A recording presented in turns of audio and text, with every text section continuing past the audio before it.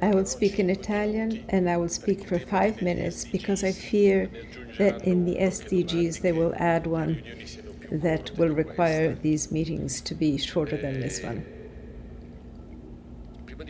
First of all, I wanted to clarify one thing. Many people this afternoon made a mistake, the same mistake. They thanked me for these meetings, but in fact, I'm not the one who needs to be thanked, because behind everything you see, there's the work of the researchers of the foundation, my colleagues, the people with whom I work, the work of our staff, some usual accomplices in my work, Fabio Gardelli for everything you see up on screens, Federico, Deborah, Georgia, and especially Renee Ierocci, who was the queen bee of this initiative. And I would like you please to thank them very profusely.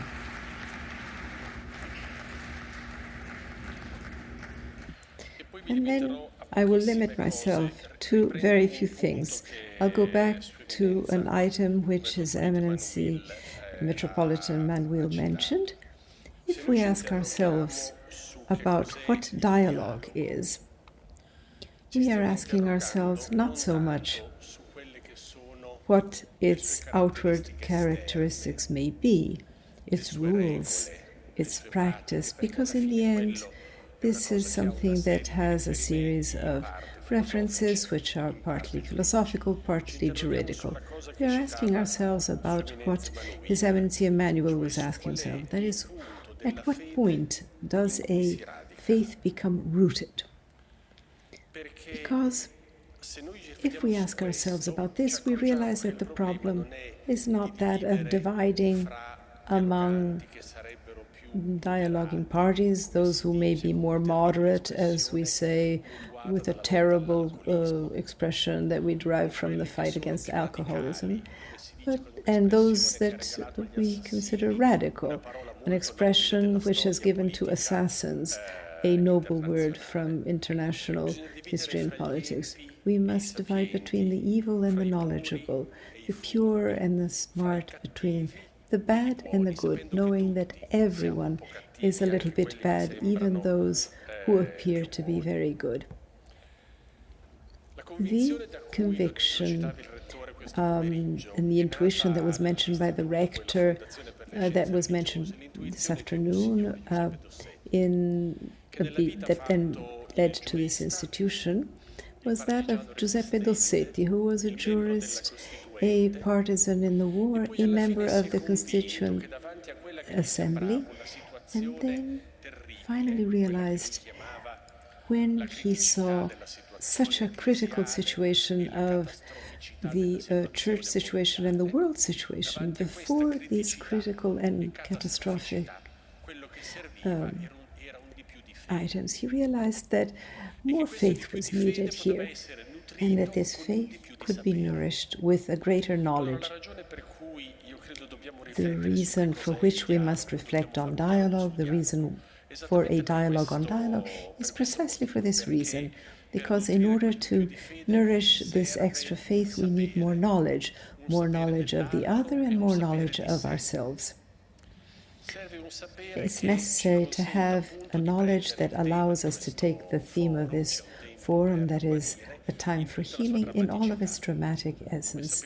As you know, in the book of Coelet, before the time for healing, there is no time to get ill. Coelet says there's a time to kill and there's a time to heal. And Coelet, everyone remembers the beginning, vanity of vanities, all is vanity. This is said in our language, but the 3 letters of the word vanity are the same letters of the name of Abel. In a translation, which isn't wrong, of that same text, is Abel of Abels, all are able. Abel of Abels, all are able. So the time to kill, which we are living in now, requires healing, and in this, a dialogue can contribute something only if it is not so sure of itself. There's a market for dialogue. We must say it without hiding it, without fears. There's a market that is made of visibility, of work, of actions, of many things all together, not all of which may be noble. It's a market, that of dialogue, where politics sometimes goes simply to ask for easy answers. That is, that the heads of the various faiths give their approval. There's a menacing verse in the New Testament in which Christ is speaking of John the Baptist about his travels in the desert, says, "Those other men live in the palaces of kings and dress with soft clothes." If the dialogue must be true, it must watch out for soft clothes and for the palaces of kings. And it must be healed from hypocrisies of languages that we're all getting used to, but that must be treated, in my opinion, with the harshness that they deserve. When a mother puts a tiny child like this on a dinghy and sees it drown, this is not a person who's vulnerable. What do we mean by vulnerable? It's a person who has suffered such an injustice that she's been led to do something that only the mad love of a mother can do. When the number of those dying of starvation at the same time is double that of people dying of COVID, we're not faced with an inequality, we're faced with an injustice. And if we want for an interreligious dialogue to contribute something rather than just be an exchange of kindnesses, which are of course better than weapons, among the leaders and the people, we must take these things seriously.